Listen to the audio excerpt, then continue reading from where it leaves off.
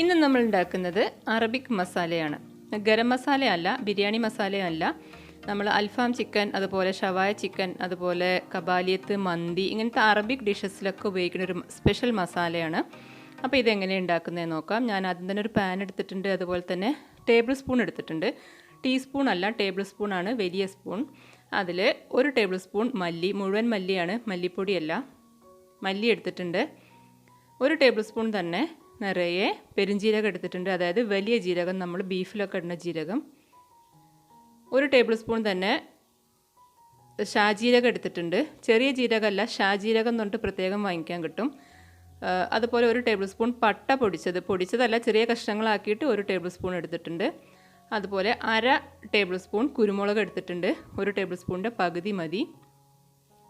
പിന്നെ എടുത്തിട്ടുള്ള ബേ ലീഫാണ്. ഇതിപ്പോൾ ചെറുതായതുകൊണ്ട് ഞാനൊരു 5 എണ്ണം എടുത്തിട്ടുണ്ട്. ബേ ലീഫിൻ്റെ ടേസ്റ്റ് മസ്റ്റാണ് ഇതിൽ. ഇത് ഉണക്ക നാരങ്ങയുടെ തൊലിയാണ്, നമ്മുടെ മന്തിയിലൊക്കെ ഇടുന്ന ഉണക്ക നാരങ്ങ. അതിൻ്റെ കുരുവൊക്കെ കളഞ്ഞ് അകത്തുള്ളതൊക്കെ കളഞ്ഞിട്ട് വേണം എടുക്കാൻ. പിന്നെ ഒരു 4-5 ഏലക്കായ, ചെറുതായതുകൊണ്ട് ഞാൻ 6 എണ്ണം എടുത്തിട്ടുണ്ട്, 3 എണ്ണമൊക്കെ ധാരാളം മതി. ഇത് ജാതിക്കയാണ്. ജാതിക്കയുടെ 4 ഭാഗം മാത്രമേ എടുത്തിട്ടുള്ളൂ. പൊട്ടിച്ചിട്ട് പകുതിയാക്കി ഇങ്ങനെ എടുത്താൽ മതി. ഇനി ഫ്ലെയിം ഓൺ ആക്കുക. ഇതുവരെ ഫ്ലെയിം ഓൺ ആക്കിയിട്ടില്ലായിരുന്നു.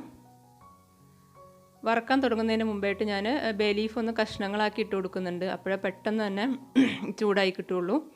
ഇനി ഇതെല്ലാം കൂടി ഒന്ന് നന്നായിട്ട് ചൂടാക്കി എടുക്കുക. നമുക്ക് മിക്സിയിൽ പൊടിച്ചെടുക്കാൻ വേണ്ടിയുള്ള ഒരു ചൂട് മതി, ഒരുപാട് ഓവറായിട്ട് വറുത്തെടുക്കൊന്നും വേണ്ട. ഇതിലേക്കൊരു ചുക്കിൻ്റെ കഷ്ണം കൂടി വേണം, പക്ഷേ ചുക്കില്ലാത്തത് കാരണം ഞാൻ ലാസ്റ്റ് ചുക്കിൻ്റെ പൊടിയാണ് ചേർക്കുന്നത്. ചുക്ക് മസ്റ്റായിട്ട് ഇതിൽ ചേർക്കണം. ഫ്ലെയിം ഓഫാക്കിയതിന് ശേഷം ഒരു 1/2 ടേബിൾ സ്പൂൺ മഞ്ഞൾപ്പൊടി ഇട്ട് കൊടുത്തു. അതുപോലെ തന്നെ 1/2 ടേബിൾ സ്പൂൺ ചുക്ക് പൊടിച്ചത് ഇട്ട് കൊടുക്കുന്നുണ്ട്. ചുക്ക് പൊടിച്ചത് ഞാൻ വാങ്ങിയതാണ്. നമ്മുടെ വീട്ടിൽ ചുക്ക്, അതായത് ഇഞ്ചി ഉണക്കിയതൊക്കെ ഉണ്ടെങ്കിൽ അത് ഈ കൂട്ടത്തിലിട്ട് വറുത്ത് കൊടുത്താൽ അതാണ് ഏറ്റവും നല്ലത്, അപ്പോൾ കൂടുതൽ ടേസ്റ്റ് കിട്ടും. ഫ്ലെയിം ഓഫാക്കിയിട്ടാണുള്ളത് എങ്കിലും ആ ചൂടിൽ തന്നെ ആ പാത്രത്തിന് ചൂടുണ്ടാവുമല്ലോ, അപ്പോൾ അതിലിട്ടിട്ട് ജസ്റ്റ് ഒന്ന് ഇളക്കിയിട്ടൊന്ന് ചൂടാക്കി എടുക്കുക. മഞ്ഞൾപ്പൊടി ഞാനൊരു 1/4 ടീസ്പൂണിനും 1/4 ടേബിൾ സ്പൂണിനും 1/2 ടേബിൾ സ്പൂണിനും ഇടയ്ക്കാണ് എടുത്തിട്ടുള്ളത്. ഇപ്പം ഞാനിത് എല്ലാം കൂടി മിക്സിയുടെ ജാറിലേക്ക് മാറ്റി പൊടിച്ചെടുത്തിട്ടുണ്ട്. നല്ല നൈസായിട്ട് പൊടിച്ചെടുക്കുക. ബിരിയാണി മസാല അല്ല കേട്ടോ ഇത്. ബിരിയാണി മസാലയല്ല, ഗരം മസാലയല്ല, ഇത് അറബിക് മസാല എന്ന് പറഞ്ഞിട്ട് സ്പെഷ്യലായിട്ട് തന്നെ നമുക്ക് സൂപ്പർ മാർക്കറ്റിലൊക്കെ വാങ്ങിക്കാൻ കിട്ടും. ഇതുപോലെ ഒരു പൊട്ടുന്ന കണ്ടെയ്നറിൽ ആക്കി വയ്ക്കുക. അപ്പോൾ 1 വർഷം വരെയൊക്കെ നമുക്ക് കേടുകൂടാതെ ഉപയോഗിക്കാൻ പറ്റും. അടിപൊളി ടേസ്റ്റാണ്, അടിപൊളി ഒരു സ്മെല്ലാണ്. എല്ലാവരും ട്രൈ ചെയ്ത് നോക്കുക. വീഡിയോ ഇഷ്ടമായി കഴിഞ്ഞാൽ ലൈക്ക് ചെയ്യുക.